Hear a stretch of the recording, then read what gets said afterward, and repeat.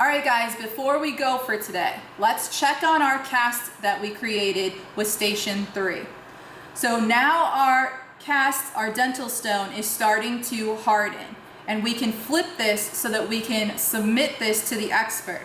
So now you can feel that this is hard. You see it is no longer the liquid that it was when we poured it in.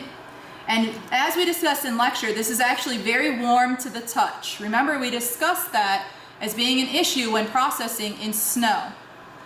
What you're going to do is gently reach under the edge of this and just lift. And you see it comes up as one big piece.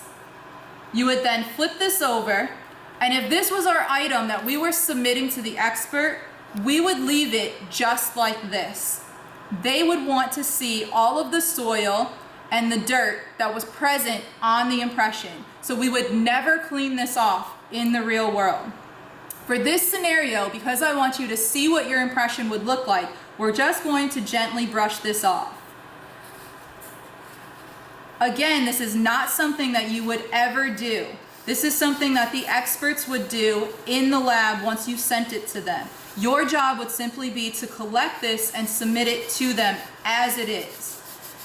If you look closely, you can now see some of the impression that was in our soil. And it may not be super clear because it's obviously not washed off. We still have the mud in it. But you can see some of the tread pattern that was in this. Remember from previous classes, what type of characteristic is this that we are recovering? Also remember, what is the actual item of evidence that you will be submitting? Is it the soil and the dirt, or is it the actual cast that we are now holding that we will then package and submit? This was the shoe that we used, and if you look at the two, you can see that there are similarities.